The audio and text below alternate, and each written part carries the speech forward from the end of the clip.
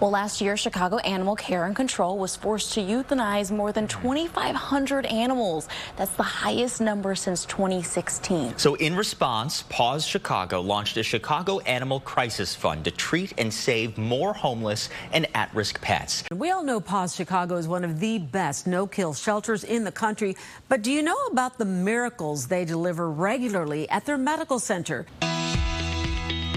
It's hard to believe these adorable little creatures were just hours away from being euthanized. Pan-Luke exposure at Chicago's Animal Care and Control Moms and Babies Room meant 35 cats and kittens had to be moved out immediately or put to sleep so they wouldn't put the other animals at risk.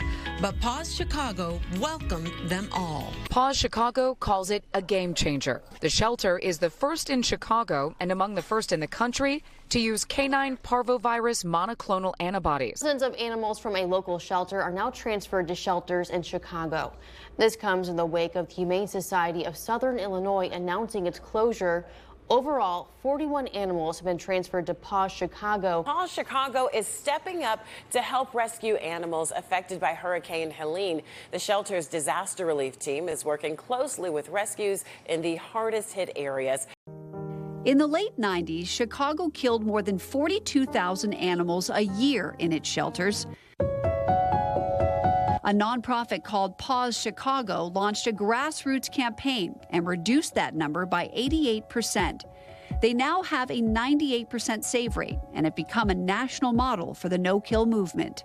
We realized that we're never going to adopt our way out of this problem.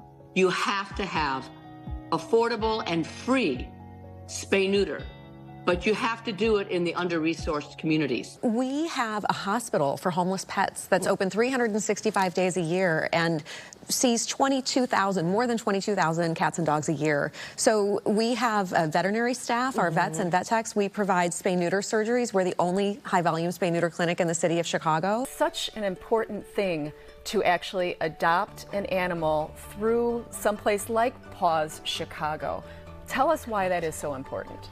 Well, first of all, we are a no-kill shelter, and these animals would be in harm's way because they can be very sick.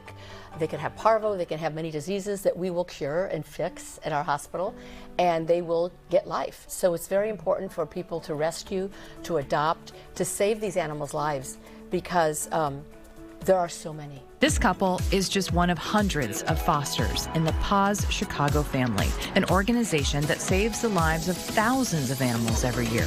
4,561 in 2023, to be exact. So to say PAWS is thankful is an understatement.